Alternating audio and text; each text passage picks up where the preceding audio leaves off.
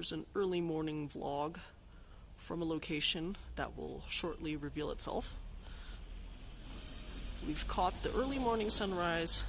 Sun's rays just peeking above that mountain over there. Where are we? We are still in Peru. Viva el Peru.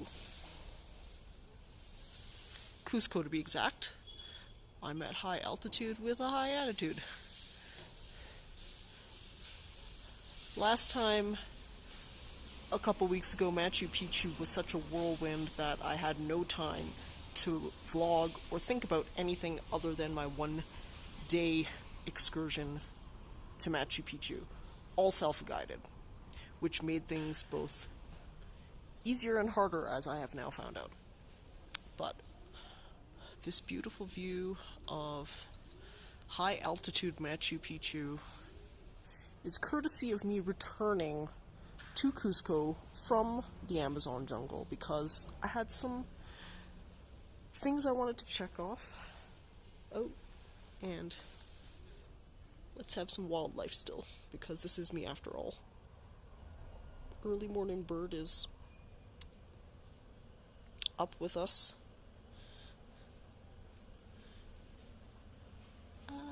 You gonna fly off on me? That's okay, even if you do, I am ready. I'm ready. Ready for action. Oh, and thank you for flying into my shot. Now, makes it all worthwhile. Okay, so I am enjoying another one of these hostel rooftops, which has always been a fun time, because where else do you get views as such? I am going to set myself here. Can I actually open another window so that we have wide panorama? Nah. Okay, well, anyways. I've never been a fan of vlogging outside through windows, but we have both a window view and a clear view, so I'm going to go like this. This is really bright and early for me, but let me prepare breakfast while I talk. Can I do many things at once? Can I peel a banana with one hand? Maybe? Yes, I can. Okay. There we go. Okay. So, what brought me back through Cusco? Well, first of all, everyone knows Cusco for that. Machu Picchu. That is the highlight of any Peru trip, if you ask most people. But maybe less known are all of these surrounding locations here. Cusco is an access point to many cultural phenomenons, Incan variety, because Cusco was the capital of the Incan Empire. Now, what are we doing? We're cocoa teaing up. Most places here in Cusco, accommodations-wise, even $3 a night hostels offer free coca leaves because I guess in theory they work. Okay, here I am, coca teaing up.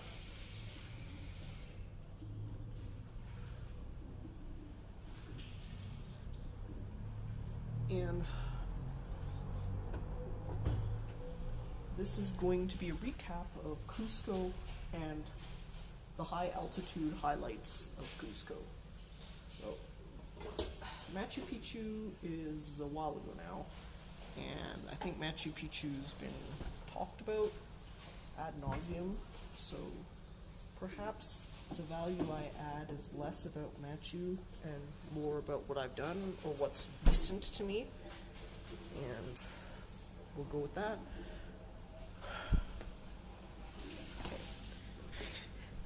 Eat vlogging is quite a new experience for me. But anyways, the point of the matter is this. Altitude is real, and it does affect the way you travel Peru and Bolivia, especially in South America. Cusco, where I'm at right now, is 3,500 or so meters above sea level, the same as Machu Picchu, Montana, which I hiked up. I did what's called the Cheaters Machu Picchu. Here I am talking about Machu Picchu, even though I told that I was going to fast forward ahead to Rainbow Mountain and Mars. This is a typical vlog by me. Machu Picchu, Montana is what I consider a little known gem of Machu Picchu. I'm surprised that so few people know about it, given that the classic postcard Machu Picchu view, you have it in spades if you hike up Machu Picchu Mountain, Montana. Why I think people are confused is because a lot of the people choose to hike up the mountain that's in the photo called Huayna Picchu. Now, to make things make sense, here's the classic Machu Picchu view. This Montana over here is actually Huayna Picchu. So, logic would dictate if you want to have a view of Huayna Picchu, you must hike up the opposite mountain that has that view, which is actually Machu Picchu Mountain. There's my little geography logistics lessons of the day, but it's important to note that because that greatly affects the way you plan your Machu Picchu excursion. I did everything by myself, and at first I thought that that might have been a huge mistake because there's a ton of logistics to work out. Train, bus, entrance, all of these have their own unique restrictions. If you research enough online, you'll be able to find out and hackney an itinerary together. At first I thought it was a lot of work, but then when I searched how much people were trying to charge you to do that service, it was just too fucking expensive. So I decided to bite the bullet and do what I do best, adventure travel. That turned out to be the best option because almost everybody I ran into who did it through a travel agency got fucked somehow in various ways. From fake tickets to no support for problems, I think that booking Machu Picchu myself was the best that I could do. By myself, I mean I booked everything officially through official websites and channels, official government websites, official train and bus websites, direct from the government and companies themselves. That's what I mean. Okay. Now, this has turned into a Machu Picchu vlog, but it's titled Rainbow Mountain. So, am I going to talk about Rainbow Mountain? Of course I am, because Rainbow Mountain just happened yesterday, and that's the highest altitude, around 5,500 meters, a full 2,000 above even Cusco, where people do feel altitude sickness. Did I feel it? That's a complicated answer because I've been through Cusco twice now. And the first time, I think, quite honestly, I was in Cusco too little to feel anything. I simply spent 6 hours, then passed through to Machu Picchu, which is actually at lower altitude. Even though I hiked up Montana, which is at the same altitude as Cusco, again, the hike, you're at the peak for, at most, half an hour. So the little amount of time that you spend at 3,000 plus hardly has an effect. That's what I think was actually the key to success for Machu Picchu. Returning back from the Amazon jungle in Puerto Maldonado to Cusco has been another story. Even though I bussed from Cusco to Maldonado and back, bussing down from altitude to bussing up to altitude were two different stories. Again, I believe my first Cusco experience was good because I spent so little time at Cusco above 3,000 meters and so little time in Machu Picchu above 3,000 meters. That was the difference. This time, I felt it. I felt it coming in on the bus, compounded by bad sleep on the supposed sleeper bus. The problem is the road conditions. Even if you have a 180-degree recliner, the road conditions in certain places between Cusco and the Amazon jungle are just bad. They're switchback, they're rocky. You can feel your body basically ragdolling around like a roller coaster. I have a relatively strong stomach, so I knew something was off when I felt a little tinge like I wanted to perhaps upchuck something from the food meal that I had. I never did, but I felt it. So I had already decided that I would follow my normal logistical protocol, which is rest days are travel days are rest days. The first morning that I arrived into Cusco and into the night, I just basically rested up. I actually slept for about 12 hours straight into the next morning, which was then Maras and Rainbow Mountain after that. Okay. I'm hungry. I'm all over the place on this vlog. Eating. Having. Okay, so. Regarding Rainbow Mountain. And even Machu Picchu, Montana. The key to dealing with altitude is rest and taking the hikes slowly. This point I'm going to underscore several times. Take it slow, as in 1 foot in front of the other pace. That's the pace. Any faster, you're gonna blow your wad. And you're gonna have guides telling you, you gotta go fast, you gotta go, we gotta go peak of the mountain at this time, that time, the other time. Fuck them off. Go by how you wanna go. That's it.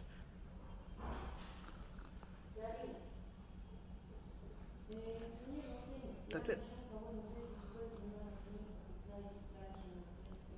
Okay. That is my tip. Take it slow. That's how you have a good attitude despite having tiny inklings of things. For example, before my nap, 12 hours in Cusco on the travel day, I felt, again, that upchuck feeling during the bus. But even afterwards, there was remnants of headache and nausea. I still think that the symptoms I felt at altitude are a lot lower than maybe some other people might. In fact, in my hostel, there's been a number of people who've had to basically even take a second rest day. My second day, I already was at Salernas de Maras, which is the salt mines. The salt mines are a combination of man-made and natural wonder. They have a natural salty deposits all around the world due to tectonic actions from the days of Pangaea, the one continent, giant subcontinent world.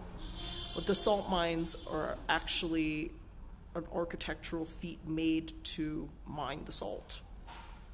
The salt, in fact, is world famous, and one of the delights was trying their salty products.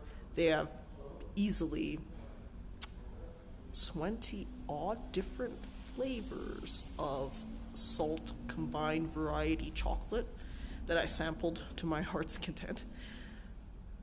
That is also at altitude, but it's simple. There's no real hiking involved, so that I actually think is a good way to acclimatize and still do something. That's what I did. The next day, the piece de resistance is Rainbow Mountain. Rainbow Mountain is one of those finicky things like Machu Picchu too that can be completely washed out by weather. So it's a bit of a luck play, what happens with your experience there. But suffice to note that if you catch Rainbow Mountain on her good day, she is as vivid and vibrant as Instagram would have you believe. There have been some haters online that have claimed that people doctor photos, which they probably do.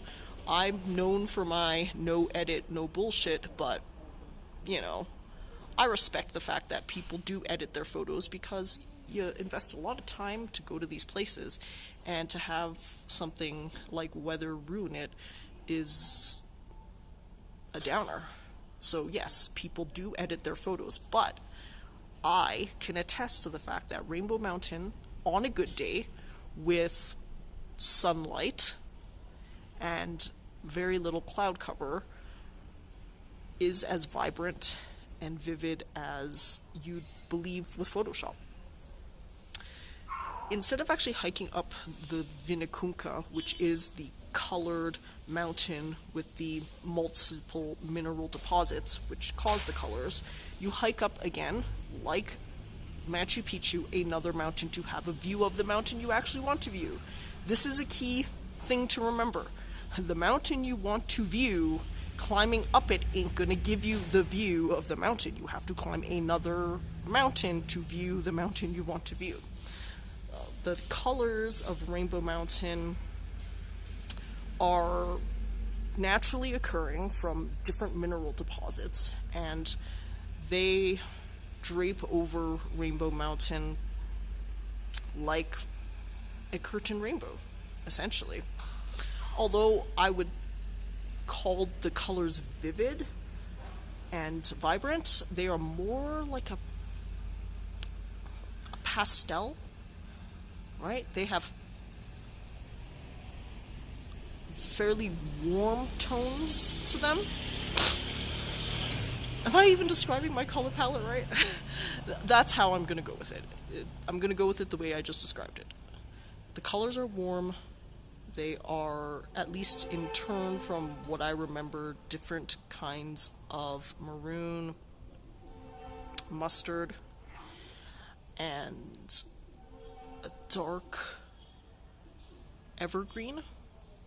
Yes, those are going to be my descriptors, and that's how I feel about it. Oh, yes, this vlog has been, again, everywhere and nowhere.